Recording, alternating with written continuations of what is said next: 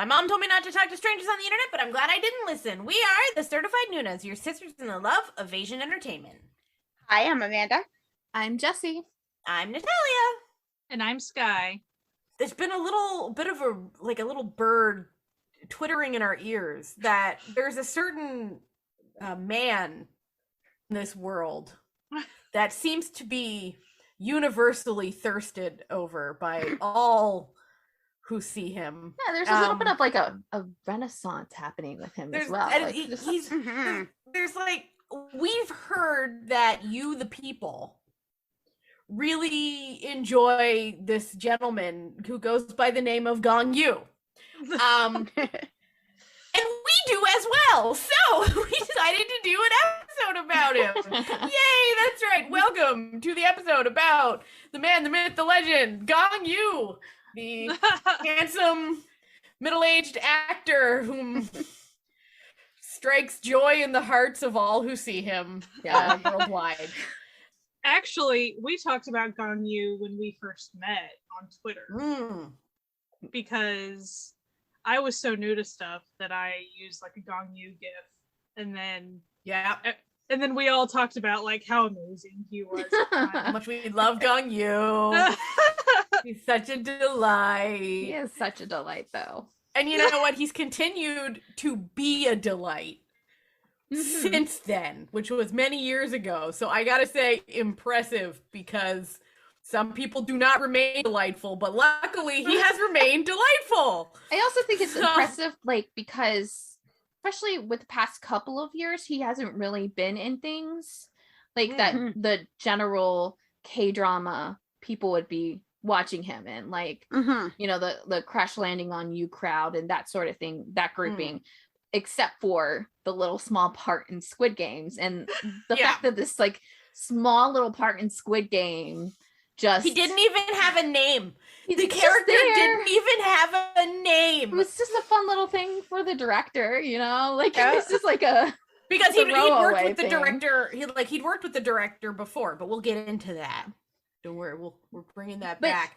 I think that's kind of interesting that like he's able to kind of transcend even times when, like, especially as like an international viewer, where you're not kind of bombarded with like advertisements from him on everything that you walk past. He hasn't been doing a lot of like full shows, full dramas. The like movies that he's kind of been in have not really been that accessible for international viewing. And I just think it's interesting that he's like so loved right now by like just a wave of people. And you're like, it's also really interesting because when you look at his like filmography, it is not as vast as you would think it is. No, not at all. Like, it's really not. Whereas he's like, very impactful. Because whenever we were talking Bayduna, it's like Bayduna had been in a heck ton of stuff. Yeah, everything. Just the way that we kind of set up these things, I try to watch as much as I can. And obviously that varies given the time that we're doing this. But I remember with Bayduna, it was just, there was so much stuff. And so I kind of picked and choose.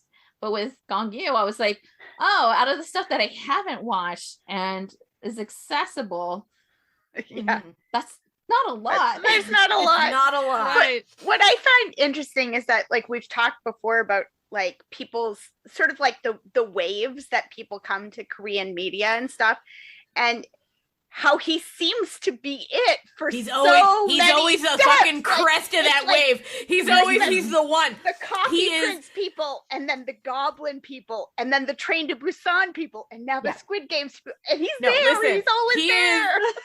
He is the gateway drug. People and the people that missed out. And he does he's the gateway drug leading people down the golden path. In between too. So like in between stuff, like Coffee Prince will come back in. And you're like, yeah. What's happening? Even if your first Asian drama or Korean drama isn't one that he's in, you will probably be hitting on one of his soon after. Exactly. Which is amazing because there aren't that many of them. That's right. Like the year that I started K-dramas, it wasn't Goblin that started me, but that was the big one that year, right? And like I remember that was kind of the one that got me really, one of the ones that got me into like watching week by week. Like I tried watching it with my sisters, and my one sister like couldn't make it the 1 week, so she's like, we'll have to wait. I'm like, I'm not waiting. No. Like, That seems like a you problem, girl, because I ain't doing it. But sisterly love only goes so far when Gong Yoo is and then there's Gong Yoo. Like I'm sorry. And it's like, it's incredible because like there really isn't that much. Like there really isn't this vast thing that you would just wander into it because he's in so much. He's not like, you know, he's not Kim not enough Won-hee. of it that it yeah, exactly. Thank you. He's not Kim Won-hee. He's not just gonna be in something. He does then, strategic strikes of his work. And then like Jesse says, access wise, like for instance, the movies, if you're talking legal international access, you're not talking all that much at the moment. No. Like even though he's pumping out new movies and things like that, it's like, yeah, but international wise, are we able to watch most of that? Not really. It's wild that he's so popular, and kind of like that Train to Busan was so popular, but then that his other movies aren't streaming on Netflix or available to rent on Prime or whatever, and you're like, but everybody loves him. Like, why can't But Gong Yoo is in it. Do you not understand? How do you? Yeah. They're like, but there's not zombies, so we just don't care. And I kind of, you know, have a theory that Netflix will start pumping them out after the end of the year. they when did. Summer Okay, they Sea did comes just. on. They did just add another, but it wasn't because of him. Technically, they were adding movies that the director of Squid Game did to Netflix, so they've added a couple titles. But he did star in one of those, and we will talk about that later. I think he's their next dude. You know, Yeah. Their next. And of course, I'm sure like Korean side of things are like, okay, time to get with the program on the Gong Yoo Yeah, like program. the long time Korean media, you know, enjoyers are like, yeah, it's Gong Yoo. Yeah, We're kind of all Like- in that same route. We're like, but like we've all known this. We've all been Like, here for not to sound like a hipster, a really but long time. Gong Yoo before it was Yeah, cool. but we're like, but we knew then, and we all knew then. It wasn't like just select few from the community. It was like everybody was everybody like, loves yes, Gong Yoo. him. That's just the And way. that's kind of the thing about like his dramas, specifically his couple of very popular dramas. Those dramas have very wide appeal, but even if that isn't their favorite drama of all time necessarily, they will always be like, but Gong Yoo was really good. great. Yeah. I might not like that show, but man, Gong Yoo. Yeah. But I'll watch it again just because of that Gong Yoo fella, you know. I mean, when you talk about like universal appeal, the one clip on YouTube has him, you know, out in the streets meeting people and stuff, and this guy comes up to like do a poem of Gong Yoo's name or something, and he's like, no, well, I came because my girlfriend's here. You know, they're like, are you such a big? He's like, no, and they're like, are you okay if your girlfriend shakes hands with Gong Yoo? He's like, if she wants to hug him, it's fine. Like, She's like, can I hug him too? I'm upset He's like, you're not listen, asking I'm not me." going to deny my girlfriend this. This is her Yeah, dream, like- okay? Like, don't worry about it. So, for a little bit of background on our good fella, Gong Yoo. He was born in July, good old July 10th, a July baby, just like someone else on this podcast. Sky is also a July baby. In 1979, so not quite the same year as Sky, a little bit older. His name is not actually Gong Yoo. His name is Gong Ji-chul, but he picked Gong Yoo because Gong is his father's last name and Yoo is his mother's last name. So Well, I think isn't that is adorable? really cute? He seems like a good dude. In random Gong Yoo facts, he is a confirmed direct descendant of Confucius. That's cool. Yeah. I don't think it has any like bearing on his life, but that's pretty cool, I guess. History fact. yeah. Yeah. He has a degree in theater from Kyunghee University, which I think has a lot to say about his skill. He debuted as a VJ on Mnet, the cursed Mnet. It would be so fun to see clips of that, though. I know.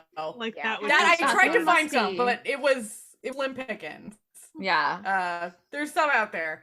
I'm sure. I'm surprised and Mnet hasn't done a refresh of it, because they usually do. Yeah. Like refresh stuff. I'm sure it's coming. Coming.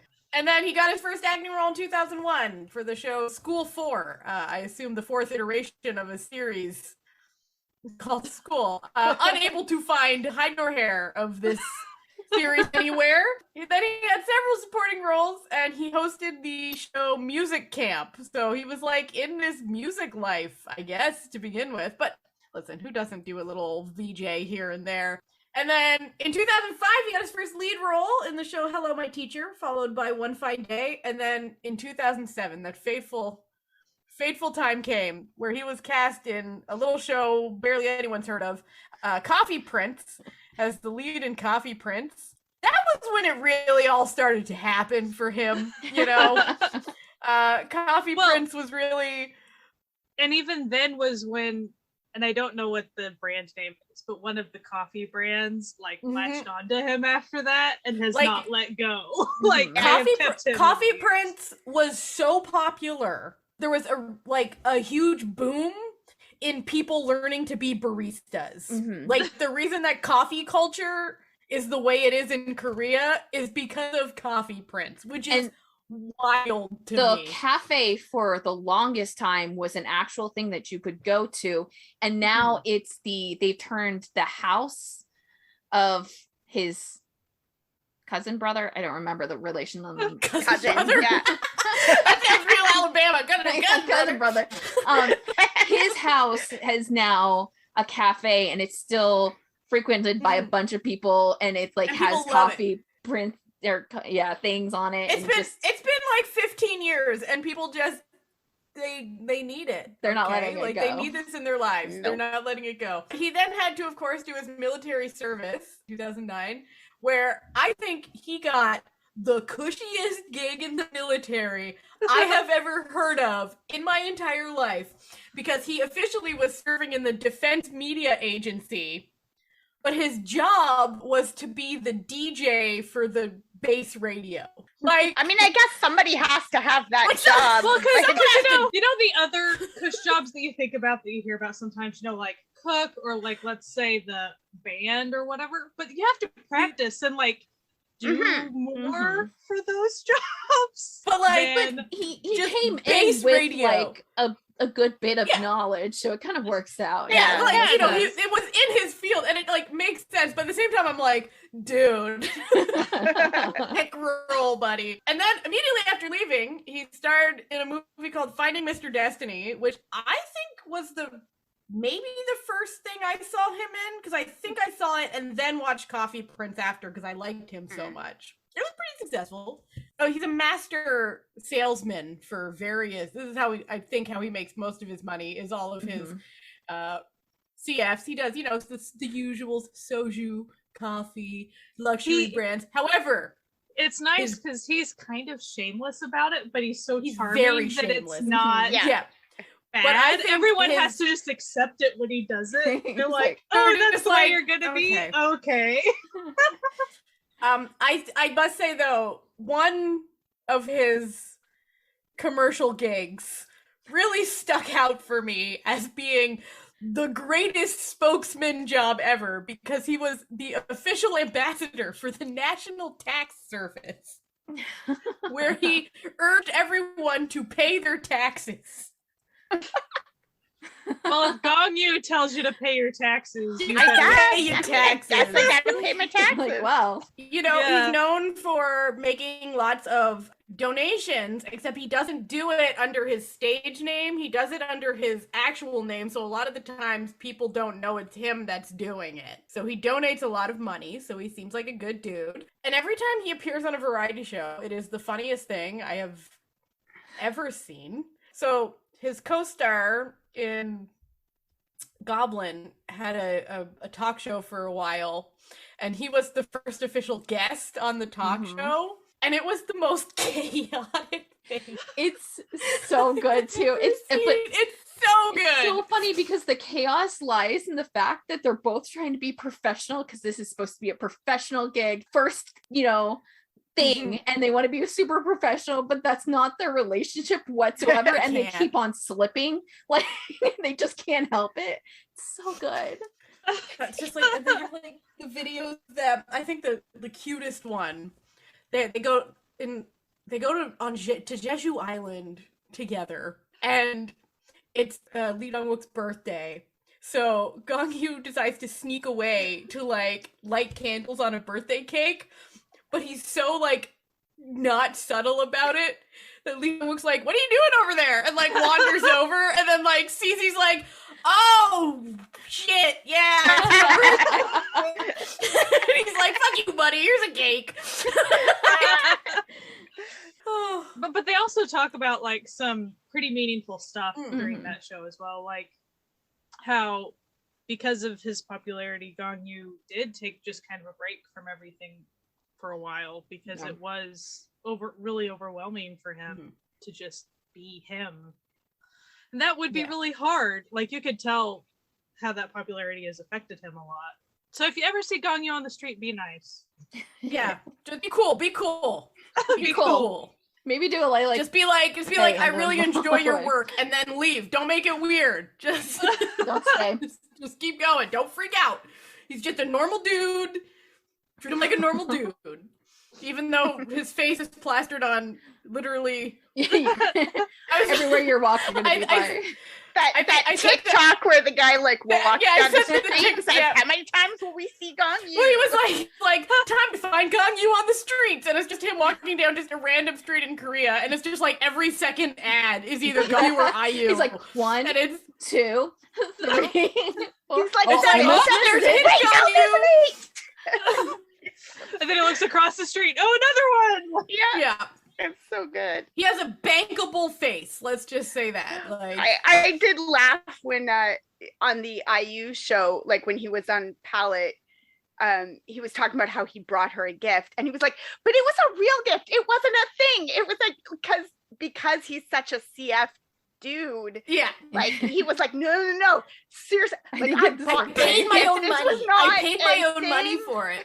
Like, I do special like charm to him that he's like very goofy but very like sweet at the same time, like relatable, very kind of like a little bit of introverted. So it's just like he'll do something really cute and you're like, oh, that's cute, and then immediately he's like, I regret everything that I've ever done in my life. Yeah. This was a mistake. Like, oh, I'm sorry. This was a mistake. He seems very earnest when he's doing things like that. Mm-hmm. IU does like interviews on her YouTube channel for anyone who doesn't know what we're talking about here, and he was a guest, and I do like how they brought up like when he had interviewed her on his radio show like 10 years previous and was like, yeah, I'm gonna like write a movie and you're gonna start it and I'll direct it, and she was like, okay man, like just send me a script, and she's like, so it's been 9 years I've been waiting. And when he's like, I'm gonna be honest, I didn't do it, but he's like, here's what we could do instead. You could get like a really good role, and then you could talk to the director and be like, I know a guy who would be perfect for this movie, and then just slip him my name. Like I really enjoyed that.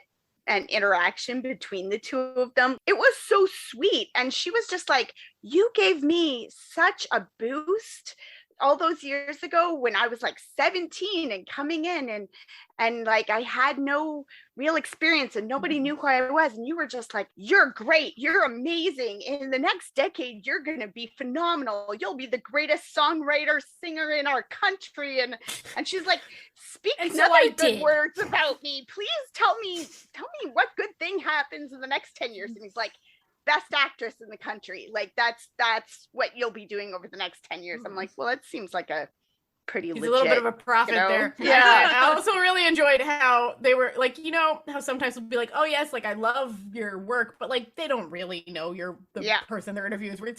He did. He 100%, like they played a game where they would play like 1 second of one of her songs. He knew them all. He was like, yes, that's this. That's this. Yeah. Yes. Well, And she was like, we didn't expect it. Like we prepped it with older songs because we didn't think you would have listened to my new album that had just come out like 3 days earlier. He's like, yeah, I mean, I've only listened to it 3 times through yet, so I don't know what my favorite song is because I usually have to listen 5 times before I. And she's like, what? And he's like, he's like, off the top of my head. I'm not just saying this. Like, I bought it with my own money. Like, it's not like you gave it to me. Like, I bought it with my own money. Yeah. He's like, no. Like, I'm a big fan. I listen to your music. Like, and she's like, oh my God. There's this little boy charm to him whenever he says things like that, though. Like, I bought it with my own money. And then he realizes what he did. And just like the end of that episode where he's painting like a little palette for her wall and then he drops like the so that's music going. So it's not like you hear any sound. He's trying to paint this little tiny like canvas because that's what they do at the end of her show. And then he drops the paintbrush covered in paint, like completely on like just right into the middle. And he's like, ah! He's like, it's okay. I can fix it. I can fix it. Oh, such a delight. I really enjoyed that interview. I just enjoyed their whole interaction. And she was like, I guess like you've got this movie coming out. Maybe we should talk about your movie. Like talked about me this whole time and I'm supposed to interview you. And he's like, but you're great. So we should talk about you. And she's like, okay, but like we should talk about you too. And he's like, I guess if we have to. Like, and then also I thought that was funny about that was that when they were talking about the movie, she had seen the highlight reel and they hadn't even shown him the highlight reel of his own movie. So he was like, wait, you already saw it? I didn't think it was out yet. Like, I haven't seen anything. And she's like, no, your studio sent it to seriously. Yeah. When we did research for the Bayduna episode, it's obvious that they have such a fun relationship too. Yes. Mm-hmm. And you know how we went on and on about how we think Bayduna is like the best. And to me, if we have a seal of Bayduna approval on Gong Yoo, that's pretty good. Between IU and Bayduna, he's a good too. And I think we talked about it a little bit. We did a very long time ago a variety show. Like, but it was like the chill variety shows episode, and I feel like we talked about it because I use on that Hiyori's bed and breakfast. Yes, and she talks about how because she's so introverted and so like she doesn't really like to be around a lot of people, that she really valued the people that she could find, and like being on that show helped her to be able to, you know, talk not only to Hiyori but like to other people because guests came into the homestay and it's like, you know, completely different people. And you could tell she talks about how it's harder for her to open up to people because of her personality and also because of being so huge. And I think that like speaks if she's warm with Gong Yoo, that he actually puts her in a safer spot, at least in terms of like conversation. So it's nice to see like a kind of like a confirmation that he kind of is the way that we are perceiving him as. Yeah. But between that and then seeing how he is with Yidong Wook, like or like on the Running Man clips with Haha, and Haha's like, yeah, like we know each other, we're friends, and he's like, I know you, and he's like, dude, like stop that, and he's like, and then he makes some crack, he's like, no, I mean, I was always taller than you. Like, it's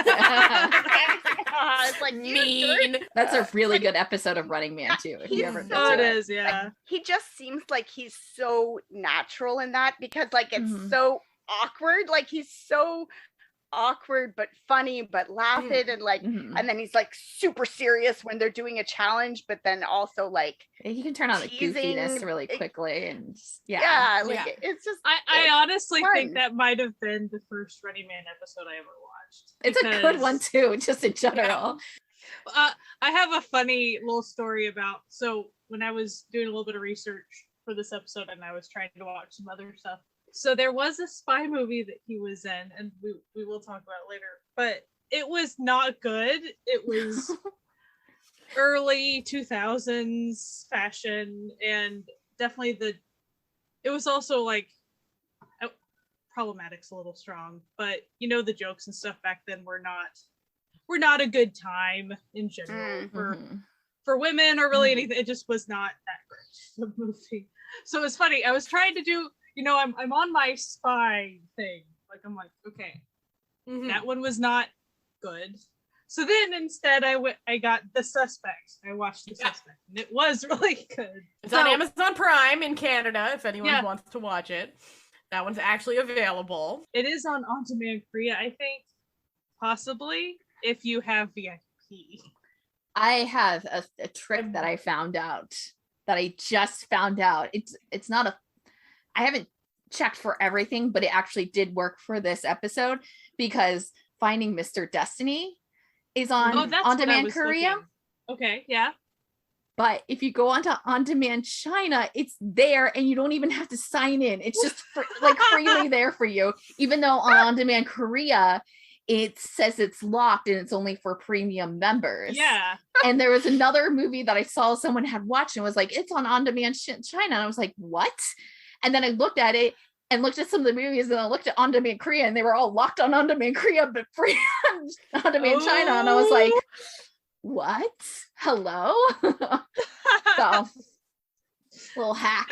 A little That is anybody listening right now works at On Demand Korea. No, you don't. No, you don't. You didn't hear it. No. You didn't. You did not hear a single thing from me. What are you talking about? You just skipped over that. It is also the one we're talking about, The Suspect 2013. It is on Viki as well. Is it one of the rentals? Viki has I rentals. don't know. Let's find out. I'm clicking play. Probably. Let's find out. I'm clicking play. No, it's just playing. It's just playing. Okay. So, I would like to thank, not sponsored, but justwatch.com for helping us find Non-spon. everything. But we will gladly take your sponsor. Which is funny please. because I was using it. I think I used it for Spy Girl. Should we actually go through his list now that we've like Yeah, kind yeah. of I transferred? thought we've named most of everything. Let's, All right. So he started in 2001 with School 4. Impossible to find. It is nowhere. I looked. It is nowhere. He then followed that up with the drama Heart Love. Also, good luck. You internet sleuths, enjoy. And then in 2003, he was in the drama series Screen, which was an SBS drama, as well as the movie My Tutor Friend.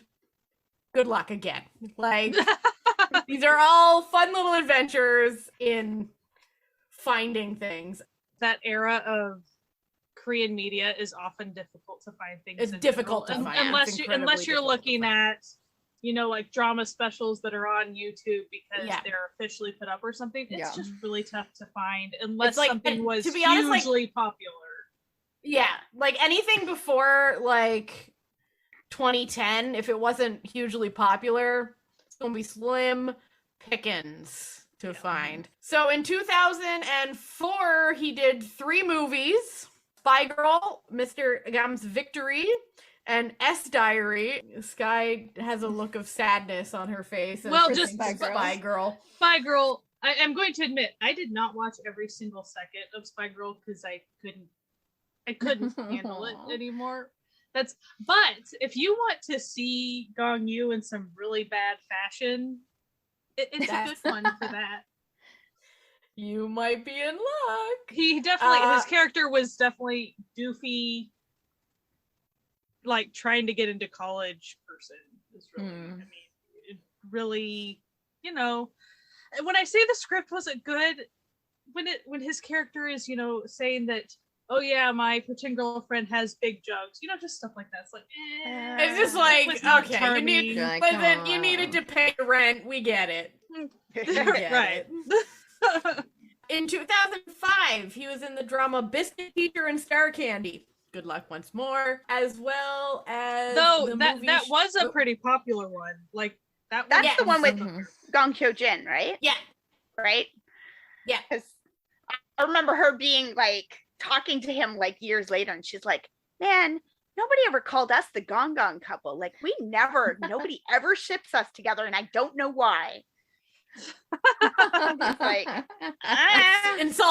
insulting, really. yeah, just rude. Because I guess they're pretty close, That was the two of them. Yeah, so that was the show that like made him noticeable to others. So essentially, what we demand is them to be in a drama again or a movie. Yeah, Yeah. I think we need another go. There you go. It's time. Yeah. Mhm. Yeah. In 2005, he was also in the movie She's on Duty, which I could not find, but it has a very interesting cover. A very interesting. Also, it has like adult undercover at high school. Oh. Okay. Maybe we And pass. with handsome student. Which I learned that it was a dark time. Okay. It was a dark time and we all know it. Okay, so in 2006, he was in the drama One Fine Day, which also had Nam Goong Min in it. So that's fun. Works at an aquarium. He was not the lead in that. Nam Goong Min was, but it's fine. Hey, he's also apparently he used so. a bunch of underwater techniques. If you can find it to watch, I would love to know where. Because I love Nam Goong Min. Anyway. That seems like one that That's should be all on. Maybe good. it was on Drama Fever. Yeah, like maybe it is. Yeah. I just was like, A lot of these, because I know that the biscuit teacher thing was definitely available at some point in my career, because I did not watch it, but I know people who started watching dramas right around the same time as me who did watch it. Okay. So I wonder if it was on Drama Fever. And we should use the Wayback Machine and try to see if we can see what Drama Fever had. So then in 2007, Coffee Prince. Oh, Coffee Prince. Yay! Yeah. I didn't watch this in 2007, but No, it you is watched it. one of my early. Yeah. It might love possibly. it. I was trying to think of this. That it might possibly be my first drama that I watched on either Drama Fever or Viki. It was definitely like my top 5 first K-dramas. Yeah, it was. And I was watching pretty Netflix early in my stuff dramas. before that. Mm. So it could have been the very first one that I actually watched on one of those sites. So it's pretty recent in my drama experience. I just watched it this summer. So I literally cannot remember if I watched it before or after I watched Goblin. I have no idea. It was definitely before Goblin for me. So Goblin was a reason I Coffee Prince was the reason I watched Goblin. So if you're unfamiliar with Coffee Prince, it's about a rich dude by Gong Yoo who wants to open a cafe with only hot dudes to attract women. A very sort of antique bakery vibe of a situation. However, he finds himself befriending a young man whom he believes to be a young man. It's not a young man, it's just a woman with short hair whom everyone very unfairly calls everyone. mannish. Yeah, everyone not even like him. Real mean. And so he then, it's just their friendship or maybe something more, and although she was not that manly. No, okay? she wasn't. I mean, one of the first scenes of her is she's a delivery person delivering chicken or something to the sauna, and the women all freaking out, and she's like, I'm a girl, what is your problem? But then I do find it funny, later in the drama, that there's a few people who all assume she's a boy, and some of them because they're introduced to her as a guy, as a boy. But then other people are like she's clearly a girl, and he's like, why didn't you tell me? He's like, because nobody told me. I just knew that she was a woman because she's a woman. I saw her. Yeah, he's kind of oblivious to everything. She also never says she's a man. She never is I'm a dude. Everyone just assumes, and she just sort of goes with it. And then also she kind of befriends him, and he kind of uses her as his wingman, or to try to get off all the suitors that his grandmother tries to kind of throw at him, and all the blind dates that he doesn't want to be on. Get him around basically pretends to be gay to get rid of all his suitors. And then as the story develops, it's oh no, gay panic. It's Gay Panic, the show, with coffee and hot dudes. What more do you want, really? And those hot dudes have a really, really sweet found family to They them. do. They're so good. This is so it has good. Kim Jae-wook in it. If you're a her Pride Life fan, he's in there. With long hair. He looks very nice. Speaking of antique bakery crossovers, Yeah. the long hair though. I know that we were supposed to like fall in love with Gong Yoo and that, and don't worry, I did, but confused with the long hair. It also And also the different Pasta. See, because I saw Pasta before I saw this, and I hated him in that. And then I saw him in this, and I was like, maybe I don't hate him. Yeah, and he's so good. He's just Maybe I like continuously him. good. Also, I would say that like you're gonna get good kisses in this one. Like surprisingly. Like, listen, there was like Yeah. So for K-dramas, it seems like there's been like a wave. Like there's been like a real wave where like around this time, like they legit smooched it up on TV. And then there was like a weird, in like the 2010s, weird wave of like the two boards pressing together. It had to have been a censorship thing that we just It don't was know definitely, about. I think, and it was like, so there were some dark moments of like, I remember this one show that it had Lee Hong-gi from FT Island in it, and it was like they were supposed to like have like a bed scene. They were both fully dressed in bed, their faces slowly leaned, paused, they weren't even touching, the lights dimmed, and then they woke up fully dressed. And we were supposed to believe they'd had sex. Sure. I was like, she's still wearing her fucking earrings. I mean, maybe she's just not into you at that point. Like, if she, listen, fellas, if the lady's not taking off her earrings, she's not putting her effort in, okay? No. This is like... You are sleeping in the same bed together. You are not sleeping together. You are roommates at this point. Like, there is the pillow barrier between you. Give it up. Luckily, Gong Yoo, none of that in Coffee Prince. You feel the emotion. So, after Coffee Prince, let me look at my list again. He was in a Japanese film called Like a Dragon. Getting a little international. Good time. If only we could watch it. If only. That's like half of this list is like, I'd love to see it. And then he was in the military. So there was the brief lull, as usual with Korean men. And then he came back with Finding Mr. Destiny, which was my first thing I saw him in and loved. I love this movie. A rom-com. It's a very rom-com. It is the rom-com of not comedies. You know what? I like rom-coms, and I didn't particularly like this one. It's all right, but it's okay. And I also looked it up. Middling successful. So the actual movie is based on a super popular musical that was happening around that same time, and the person who wrote the musical actually wrote, I think, directed the movie as well. So that in the movie you'll see some like musical acts happening. That I think that was just a nod to the actual musical. Yeah. Oh, so that's cool. And it also has EJ. I really liked it, but like it does. I liked it. Well, like it's cheesy rom-com. Oh yeah, and then the lead is what's her name? What's her name? She's in Search WWW. She's also currently now in the drama that nobody wants to watch, but you know. Listen, we have reasons, okay? We've been burned before. Her name is Lim Soo-jang. Yes. She's a great actress. Like they were pretty cute together because the whole premise of the thing is that her parents are trying to get her married off. She doesn't want it. She keeps on thinking about this guy that she met in India, and so she goes to Gong Yoo's agency, who finds their first loves or something.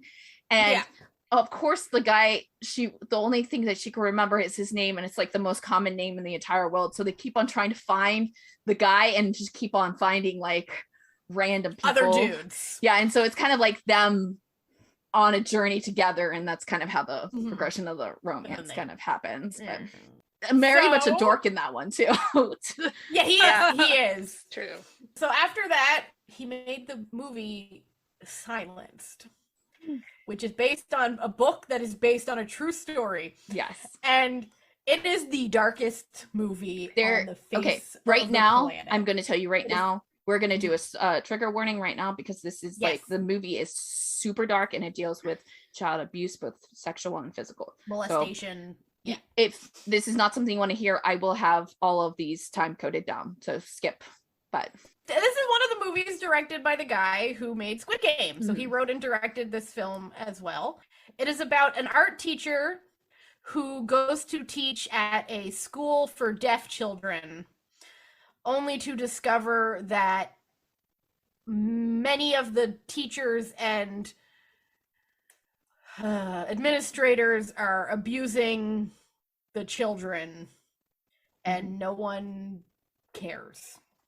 Yeah, and it's based on a true story that actually happened, and legitimately nobody cared. They literally paid off these kids' parents to not make a big deal about it. The movie depicts a lot of the stuff. It's really not for, when I say trigger warning, I think most people won't be able to watch this movie. It is a hard movie to watch. It is really hard to watch, but after reading up about the story, reading up about the case, the movie's sole purpose was to show you how horrible it was in the most matter of fact, in your face way, and to sort of show people how terrible this was. And it did. It like caused reform, like into the child endangerment acts and stuff. Like it actually the did school, do when it came out, the school was still operating and it got shut down.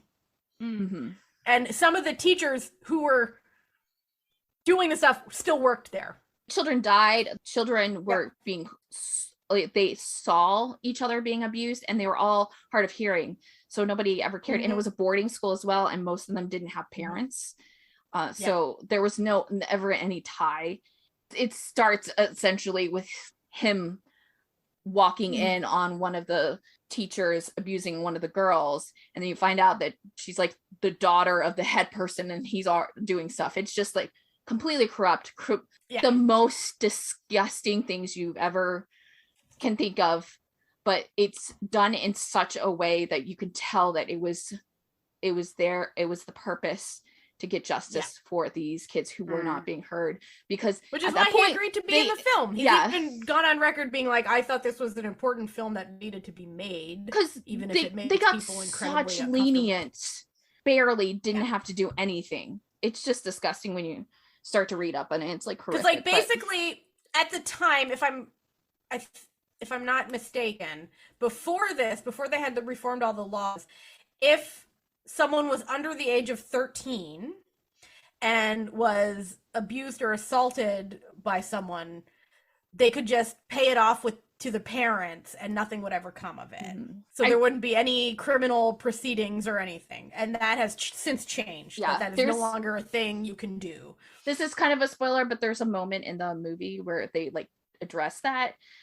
With the kid who he's signing to Gong Yoo's character, and Gong Yoo has to tell him that his grandmother was paid off to accept the forgiveness, and he had watched his little brother be abused and ultimately be killed by the people, and he's sitting there going, I never got to agree to this. I'm not okay with it. I'm still not okay. And he's probably like 9 or 10. It's heartbreaking. It's really hard to watch, but it's so beneficial. You will understand why they did what they did with the movie. I think it's so amazing how, and I'm not saying there's a huge track record of this, but even recently with like DP and stuff, the way movies, and I guess sometimes dramas as well, but every once in a while movies, these tough movies that get made, Korean movies, they definitely spark change of some level, and it's not like it magically puts a band-aid on something, of course. This is all a huge undertaking. It starts the process. But I will say, if I compare that to Western media right off the bat, I usually don't see huge change ever. Very often coming of, even we will have, some media that is kind of more aware of an issue or bring up an issue to light. But I definitely can't think off the top of my head any example where there was obviously much change happening from one. Whereas I can off the top of my head think of a few on the Korean side, which I find I feel like in Western media it tends to be more, it would be made more sensational for the sake of sensation rather than sensational for the sake of change, right? And yeah, it's just a different attitude. I guess you kind of see that in like a lot of Lifetime movies, maybe because a lot of them are based on real things. But I think also, I mean, they have news stuff like this in Korea, but I think like we having like Dateline in 2020 and investigative shows like that might be where that kind of is. And then also maybe, I don't know how easy it is to view court hearings in Korea, and it's a little bit easier here, so we might like actually have more access to the actual goings on while it's happening. That's true. Yeah, and I wasn't attempting to be dismissive on the Western side. No. I didn't think you were doing that. No, you're. I guess I do feel like we do have a tendency to kind of have the sensationalized version. No, I very much believe that we would rather have a sensationalized thing other than the change thing. And I think so for Western viewers of things, quite often we have this aversion to that because it feels like it's all just sensationalized for the sake of entertainment type thing. So these very serious things that shouldn't be sensationalized whatsoever, that's often how they're brought to us. And so we get not hardened to that, even if it's someone like me, like I can't handle seeing any of that, but like you also get upset knowing it's all sensationalized and you know, nothing will be done. It's not being brought to the forefront for change. It's just for entertainment and money. And so then when you hear of like, you know, over in Korea, when you once in a while see change at least being brought up some from these more matter of fact, like you can tell the way the subject matter is presented, it's not to be sensationalized, it's to be this is what happened. Or even like the movies about comfort women or things like these are the way things are framed, it's never for entertainment at all. It's to bring the issue to light. And so I guess I wish we had more of that in Western media as well. Yeah, it would be really what nice. I'm saying, because I think it's a great example of how they are using media and a form of entertainment, but to in a very artful and compassionate way to bring about change. It was also very clear with that movie that the intent wasn't to make money off of this movie whatsoever, because I think that's a lot of the problem with Western media is that you're expected to make a lot of money because they cost more to make in the West than things in Asia. So I think its pure purpose was to force it into people's faces and be like, no, this is really what happened and still going on. So but I do also think it's good to know like that really big trigger warning. I have not watched it. I considered watching it, but it's obvious that someone like me I probably shouldn't. And I think it's like interesting that now we know about it because Squid Games got popular, you know, and it's now accessible on Netflix, because it wasn't really, I don't know of it being accessible anywhere. So taking a completely different vibe, his next project was the drama Big in 2012, which was very popular at its beginning of it, but it all went downhill in the second half of the drama, as dramas sometimes do, and literally was so traumatic for him. Like the reviews were so bad that he didn't make another drama for 3 years. So I have only watched like one episode of it. It was like very early on, probably right after Coffee Prince, and I was like, I don't think I want this. It's not a vibe. It's not a vibe. I kept trying, like for the podcast, I was like, I'm gonna tomorrow I'm gonna watch the first and I just kept not being able to press play. I was like, I've just heard too many bad things and I just don't want to so tell me why it's not a vibe. Those so basically the plot are you familiar with the American film Big? Where a child then becomes an adult man and does adult man things. That this drama is the same kind of concept. Yes. Like the only way that Big the movie works is because it is a short, you know, we don't have to explore a ton of it. You don't have to explore it in a rom-com. Is essentially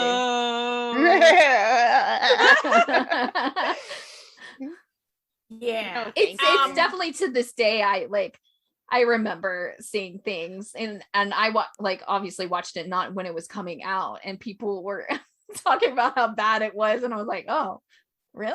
I'll try it. And it wasn't my thing, but yeah, a lot of people don't like it. It's Yep. Sadly, that's one that we actually have access to. Yeah. Cocoa and Vicky. So We're like, ooh, Gong Yoo in a rom-com. Here you go. Yeah, thanks. He did have a cameo in one other drama in 2013. He had a cameo in dating agency Cyrano, but like that's not really, cameos aren't really part of the filmography, as it were. Like it's a cameo. Yeah, especially when you're that, high profile, you're there to get people to watch, not to have a character arc. Speaking of cameo, so there is a Taiwanese drama that I was watching, and he doesn't show up, but his name shows up because it was kind of at the time, it was a little bit after Goblin, so it's kind of obvious that the character is like way into Goblin, though she never because in her planner it's like she has a weekly date with Gong Yoo. It was my first interaction with, because she called herself, she's like, oh no, if this guy sees my planner, like he's gonna think I'm a Gong Yoo stan. I was like, what the crap is a stan? So she was calling herself a Gong Yoo stan. So that was pretty funny. So that was my first interaction with that term. So I think in 2013, which is where we are now, we sort of enter the popular resurgence of Gong Yoo, the modern age of you, as it were, which begins with the movie The Suspect, where he plays a North Korean spy. It's so good. It's really good. It's really good. He doesn't talk all that much in it. Like, I will say, like, his character is very, very quiet. It's very. It was his first action film too, like his first action-y role. Yeah, so he plays a North Korean spy who's sort of abandoned in South Korea, so he tries to make do, and then gets entrenched in murder. Or do we look at different subs? Wow. The Suspect? Yeah. He was a defector. Like he was officially a defector. So, like, he was allowed to be. I feel like maybe the subtitles I watched when I watched it back in the day may have not been completely accurate. Well, it does happen. The main thing Ghost guy. He kind of gets, there's a little bit of framing going on with his character, but of course, since he's a North Korean defector to be in the South, like, it's easy for him to get framed for all of this stuff. Yeah. Then you're in a huge mess of a lot of double agents and all types of craziness. The whole time they think he's just there causing chaos. He's really just trying to find who killed his wife. Like, that's the main thing he's actually after. So it's a good action film. It's good. It's good. Yep. It is action-y. Like, it is very fight focused. So if that's not your jam, After that, he made in 2016, big year for Gong Yoo, 2016. Made a movie called The Man and a Woman, which I tried to find to watch. I thought it was like accessible, and then I couldn't find it, and I don't know why. Listen, because he's becoming so popular internationally now, I'm sure it will be accessible very soon. Or maybe they did that thing where they like took off, like let the rights to run out, and then now it's just inaccessible because it's too expensive to pay for royalties. Could be. No, I don't know. In 2016, he also made a little show you might have heard of called Goblin. Just a tiny little Guardian, the Lonely and Great God. Show. Throwaway show. Just a little teeny one. Thing. You might have heard of it, where he plays a mystic being. Who's a goblin. 900 years old. He's a goblin, but not like a Western goblin. Like a Korean goblin. He does fit the parameters of the lore of goblins in Korea. So yeah. I am glad that I've already seen it because it is not available anywhere to stream in Canada. Isn't it? It's on Viki. I thought was on Viki. It wasn't the last when I tried to watch it. It wouldn't work, but that could have just been a weird Quebec thing because sometimes Quebec. Is it not on Netflix? Somewhere it's not on Netflix. Available on Netflix though, because they love to use it in their Swoon account, and so it's got to be available somewhere in one country. Some country. Also, it's called The Guardian sometimes. Now it's showing up. So I think maybe I was just foiled. He just decided to foil me one day. So in Canada, he was like, on "Not for you." If you haven't seen it, it's fun. Lee Dong-wook in it playing a Grim Reaper. He's a delight. What a drama to watch, Eric. Very pretty. Yeah. Very, very pretty. pretty. The cinematography, the cinematography is gorgeous. So gorgeous. So good. So gorgeous. I think we've mentioned on this podcast before, I have a few problems with the show on the thematic level, but it's fine. It's fine.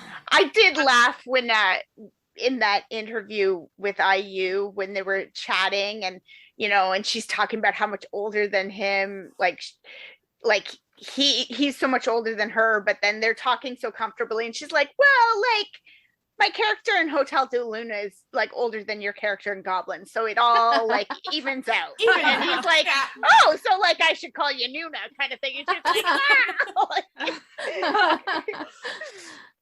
So good.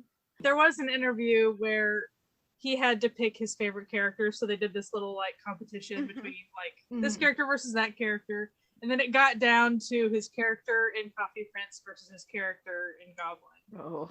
And he the whole time he was struggling because he likes all of his characters. Yeah. He was really struggling. But he had to pick Kim Shin, which is his Goblin character, because he said he was just such a great character, but also he had so much pain. Like it was the most painful character that he's had. Which, if you compare even to The Suspect, he's had a lot of painful characters. So it's quite the statement for him to say. This guy's pain's been going on for nigh on 1,000 years. Like, I get it. Things go wrong for this poor man. It has its faults, but like Goblin is an entertaining show. And him and Lee Dong-wook in it, they're just so good together. They're so good together, and admittedly, that's it's like an actual part of the bromance. charm of the show. But it's an actual bromance, not like not a gay relationship that they try to pretend is not gay. It's an actual like bromance, and you're just like, I remember I love it being at work and trying to like recap every episode to my coworker, and I'm sure it's just like cool, and then she'd be like, wait a minute, okay, I mean, that sounds like a lot of work to keep in track of, but okay. It was definitely the show that like I had watched maybe one or two other K-dramas, but Goblin was the one that I was like, okay, this is some good stuff that I need to pay more attention to. And I think it was the first one that I think I was able to binge it. I think I had just hit pretty soon, like a few months after it had aired, to where I could binge. Lucky. And that was my first huge K-drama binge, I think. I do remember hearing from like people for whom that was like their first K-drama, and then just when you're trying to sort of go back and people being like trying to get that like high. Nothing else looks like this, nothing else is like, and you're like, yes, because there's nothing else like this. And now there's a lot more dramas that have that incredible gorgeous look to them and stuff, but like if that was your first, it was a little rough going. There was slim pickings after that. It was slim pickings. It's not like going into like now, like if you're going into Squid Game or Crash Landing on You, like you won't have the same hardship that like a person whose first thing was Goblin trying to like figure out some things. I mean, there were some really good dramas within that year, but in terms of like the level of quality and the way of cinematography and the way that was shot and stuff, that was just not something that you had the money pouring into on K-dramas. Like that's not money wasn't going to K-dramas like that. And fun fact for you Canadians, part of it was filmed in Quebec City, so Yes. Friend of the podcast, Annie, I did a photo shoot actually where she went around and took like little like screenshots and held them up places and like did selfies and stuff and was like, this is this place, I'm here. That's cute. It was fun. So he made also that year, 2016, he made 2 other films. One was called The Age of Shadows, which was like a really cool, like wartime spies, 20s. resistance army, 1920s. Yeah, it was sick. It's beautiful film. Beautiful film. If you like that sort of like, intrigue, during like they were, occupied Korea by Japanese occupational forces, that sort of thing. Great film. Then they also made that year a little tiny indie film. Didn't get a lot of traction. It's popular in cult circles. Train to Busan. That little zombie film. That little zombie film that could. Train to Busan. Fucking cultural reset for zombie films, it seems. Yeah. You mean that thing that's gonna be remade into? You mean Last Train to New York? Train to New York. We didn't do it. I think you mean Last Train out of New York. Come on, guys, let's get it together here. Somebody on my timeline who lives in England was like, "Okay, I could see this working though if it was like train to like some neighborhood in London, Train to Hoboken." And she was like, this would work because the people in that community, like, yeah, it would work. And it just made me laugh because then somebody you could else, just make movies. surely a guy need to be coming in and going, no, surely you mean this neighborhood in England. She was like, no, like I live here and I'm telling you this would be the neighborhood. Like, it was just funny. It's like the it so just doesn't. They don't. It's an unnecessary. You don't need to remake a zombie movie. You can just make another zombie movie. And like no one is stopping you. I find it's really bad. I always forget his name. The person who is the director for this remake is actually like a really great choice for the movie, but like you're like, but you're not writing it. And so it's hard because it's not going to go well, and then also the name, I'm like, no, it does not really roll off the tongue very but also like why there's just significance on why they're going to Busan that like you can't put onto going into New York. Like it just doesn't make sense. The director for it is Timo, I'm gonna butcher his name, so I'm not gonna even try. He's an Indonesian director. He's done horror. He also did the past 2 V/H/S anthology horror films that are not Indonesian, but so he's got like that angle. But I just you're still not gonna work. Like, is it set in Indonesia? No, so just make if you just want to make a zombie movie, make a zombie movie. People fucking love zombie movies. It doesn't need to be a remake of Train to Busan. You can make any zombie movie you want. Because right now I'm like, you're not remaking it, you're just putting the name on making a new movie. Like, yeah, that's why I just don't get.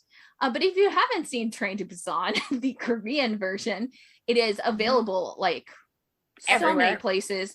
You can find it dubbed and subbed, so it's super accessible. Super accessible, even if you need a free place, it's there. And I mean, fun fact, that was one of the Certified Noonas first ever like watch alongs back when Rabbit was a thing. Rest in peace, Rabbit. And I think we have like a zombie playlist or a playlist. We do. We have a Train to Busan playlist on our Spotify account. So if you want that immersive Train to Busan Certified Noonas watch along experience, go listen to that and then playlist before you watch the movie to get yourself in the mood.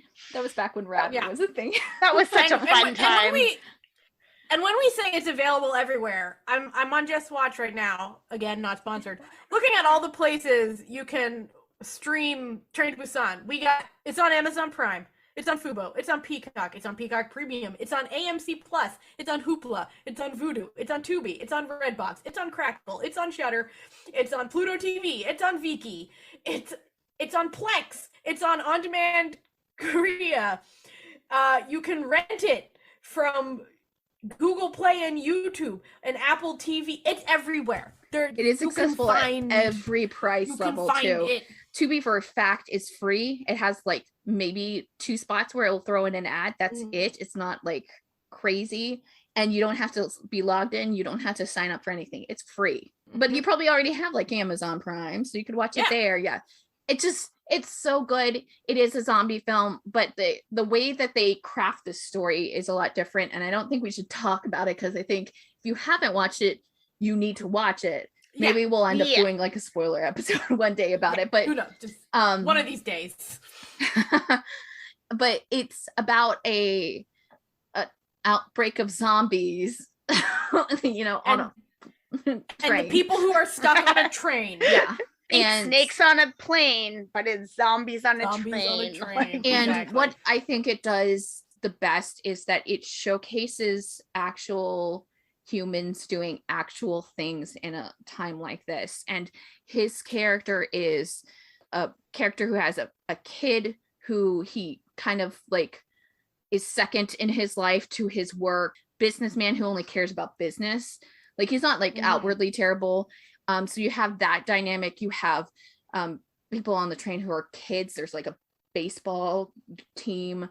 You have like the depravity of real humans happen, and that's what makes this a really great take on zombies, because it's you get to see how people truly would react and the differences in humans and also it has probably some of the most realistic normal people fighting off zombies I've ever seen in my life. Like very like there aren't guns in this.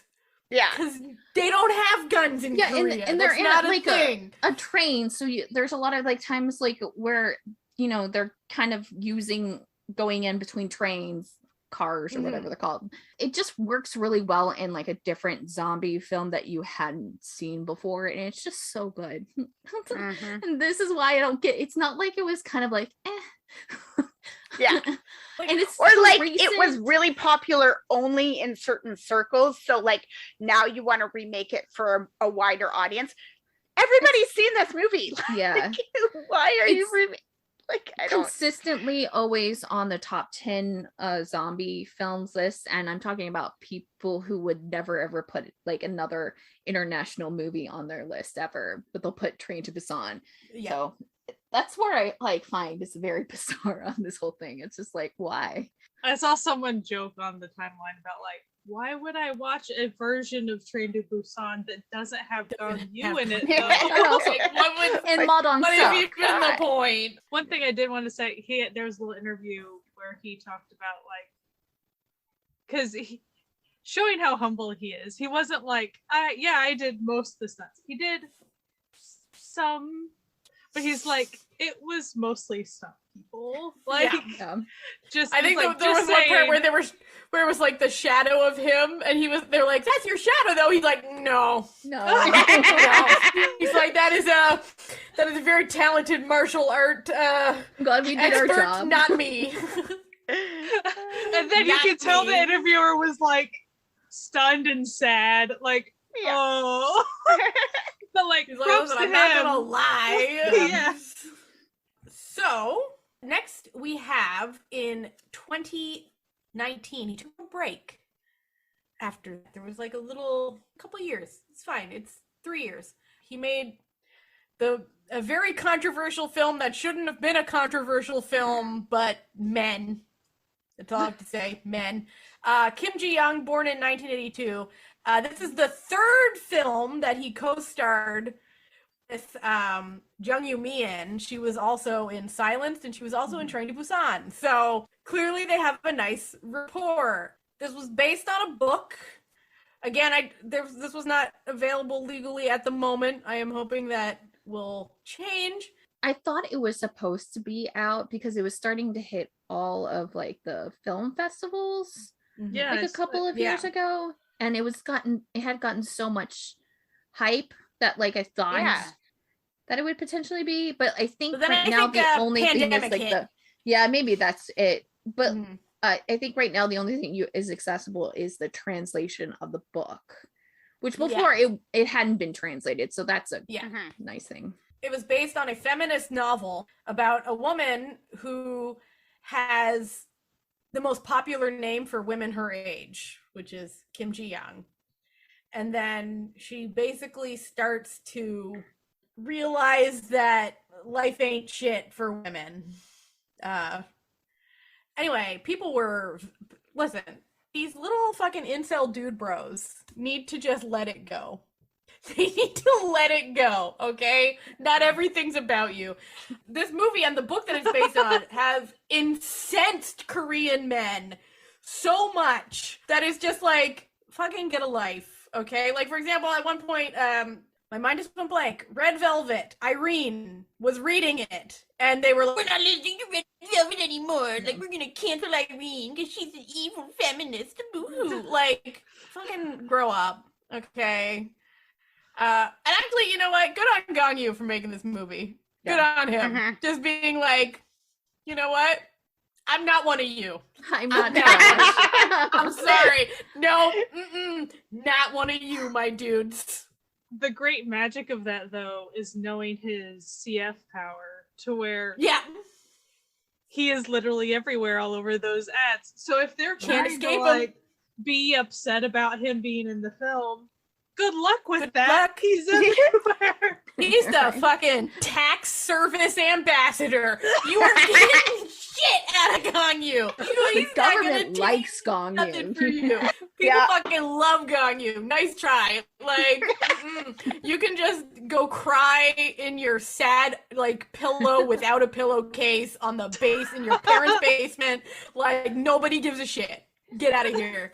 Anyway, I really want to see this movie. I would love to. I would love to see this movie. Man, I really really did too. did think, like we said earlier, like we saw it on even on the online festivals, because but you know, you'd have to buy a ticket and all these things. No. And I just I really assumed thought it was like after that it primed. was gonna like come out, but hopefully sometime. Then this year, we're now in this year, 2021. He's done 2 projects this year, and there will be a third coming out soon. So obviously, we don't know anything about that one yet. But he was in Squid Game, you know, that tiny little show no one saw, as an unnamed man who slaps people. And that is how everybody now wants to be And slapped by everyone Gong Yoo. just listen. The thirst tweets were real. Oh, you Like, want to I be wanna slapped by Gong Yoo. Still so slapped real. by Gong Yoo. Like, I was like, he wait a minute. also. So I don't think we really need to talk that much about Squid Game, because if you haven't heard about Squid Game, like, I don't know what to tell you at this point. Yeah, okay. Like, I said something the other day to my husband, and he went, "Squid what?" And I went, no, "Where do you Get live? out. Like, I don't." get out, sir. Like, don't- my mother has heard of Squid Game. Yeah, there's. My husband watches woodworking videos on YouTube. Like, that's Yeah. his. He also, while he did not film this movie this year, the movie was released this year. Seobok, I really want to watch it legally. I have seen I was it. really. Vicky says it's coming soon, and I was like, Yeah. "Soon before we record this podcast? Could it?" No, I And I'm sure they're gonna put it on rental. yeah, I have Probably. seen it. I And have it'll seen probably it. come out like it'll probably be there when we hang up right now. When we Yes, stop absolutely. recording, then it will be You're available. welcome, people who It listen is to our a- podcast. Not for us. Yeah.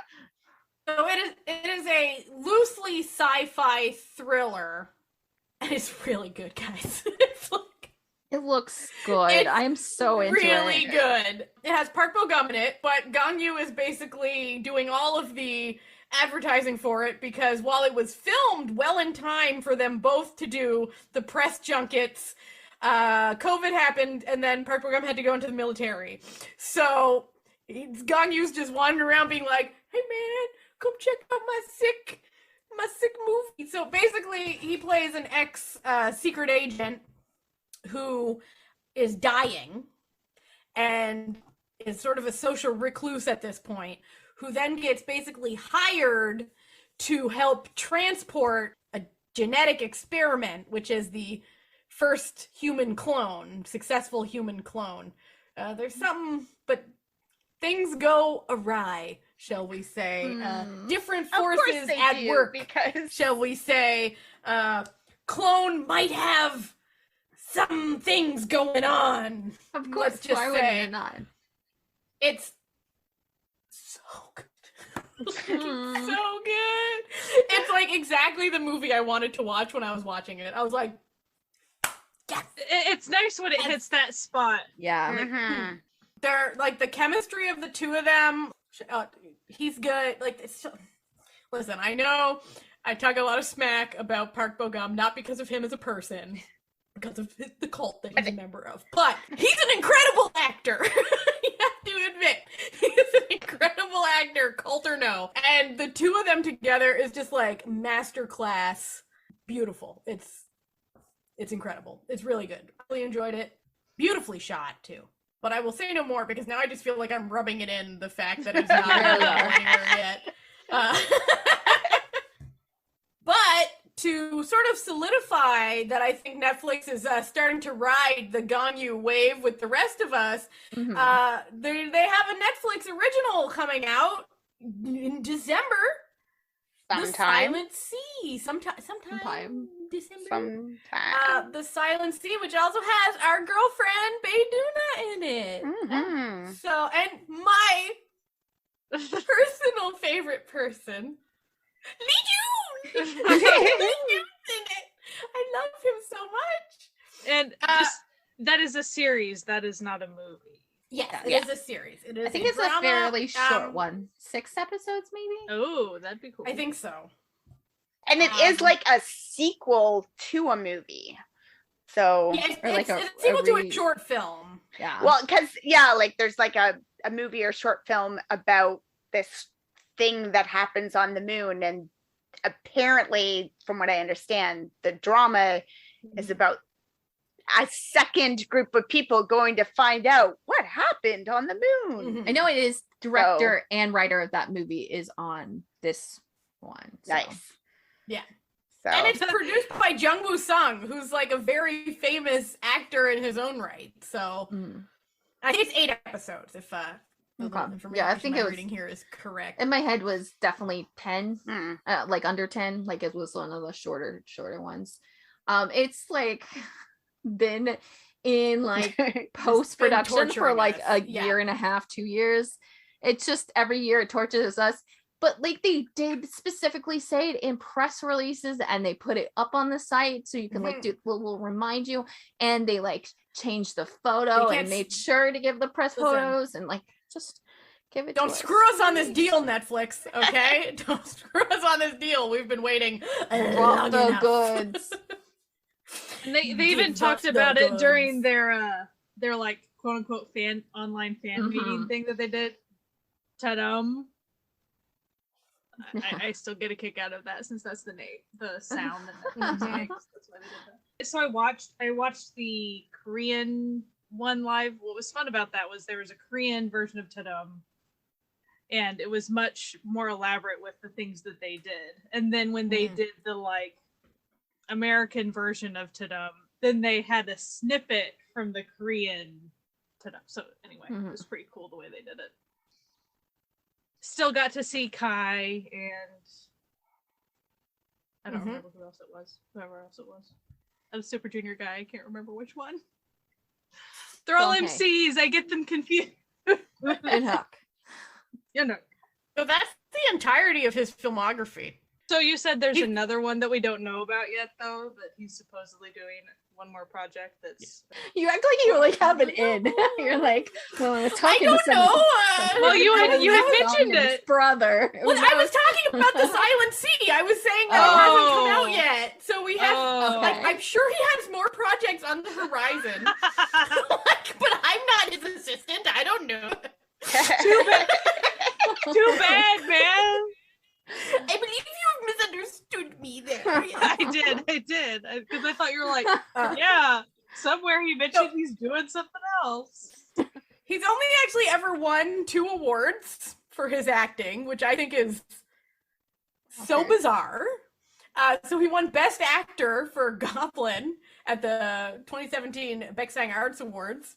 And then in 2011, which I think is like a really weird year because I don't think he was even doing much. Silenced. Okay, he won the Popularity Award at the Blue Dragon Film Awards, which, you know, I feel like he's been robbed a little. He's done some good stuff. At least he has the eye of all the CF people. He's getting That's true. He's making bank. He's worth quite a bit of money in Korean. Oh yeah, absolutely. Korean actor terms. So he's doing fine. He's single, though he does say in interviews that he thinks he wouldn't be a very good husband because he's not very romantic. But listen. Yeah, we all don't need that. Ji-chol, can I call you Ji-chol? I feel like we're friends now. I feel like that won't matter to many potential partners. No, I think they'll be willing to look the other way on this one, you know. I am. Hit me up. Yeah, like Ji-chol, don't worry about it. Let's. In a nutshell, we love him. Everyone loves him. I don't like. Listen, I'm sure Gong Yoo has some weird incel aunties after making a feminist film, but like, no one wants them as fans. No one. Listen, if you're like a sad little incel in your parents' basement, no one wants you as a fan. Get a better personality. I'm pretty sure that they're not listening to that. I know, we're definitely not the market for them. No, they're not smart enough to learn English. I know, I just sort of like, I mean, I just sort of like imagine Bae Doona and IU like him. He's probably a good dude. We trust their judgment. I feel like just someone could clip that out of context and just like post it somewhere and like really get us a lot of like angry TikTokers after us for disrespecting being men haters. That's right, we are. Yeah. Deal with it. You're not Gong Yoo. We hate you. Get out of here. You ain't Gong Yoo. Do better. I only referenced Gong Yoo. That I was interested in. Nobody else. Yeah, that's it. Nobody else. Maybe Lee Dong-wook. He gets a pass. Okay, Lee Dong-wook. He gets a huge pass. I'm sorry. Yeah. I was literally showing Matthew the video of him doing a live where he's like, where someone in the chat jokingly said like, oh, yes, he's so old, he needs to eat soft food. He's like, I'm only 41. Don't say I'm 42. Wait, I'm 41, right? I'm not 42. And then the chat, like all the chat, like the questions are like, why are you asking us how old you are? And he's like, oh God. There's also that one where like the kid was like something about like my mom really likes you or something, and he's like, oh God. Why are you yelling at your children? Why? And wasn't it Gong Yoo where the woman was, where there was like a teenage girl and she's like, I know he's middle-aged, but I just want him. Well, so going back to the Running Man for Gong Yoo, like, you know, they were all supposedly in prison for various things, like that was the theme, and they were like, and they didn't tell Gong Yoo this ahead of time, obviously, because they're like, Gong Yoo's here for arson, and everyone's like, what the crap? Like, what do you mean? You know, he sets women's hearts on fire ages like 15 to 50, and he just loses it. He covers up his face. I have to say, I feel like 50 is a conservative number. I think that you know, 15 to like 15 to death. 105? Like 15 to death. 15 to death, let's be honest.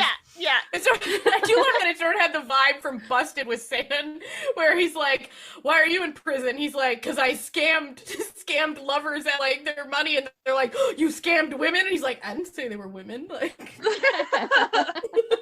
but no, Gong Yoo, the best. We like him. We want more. Do.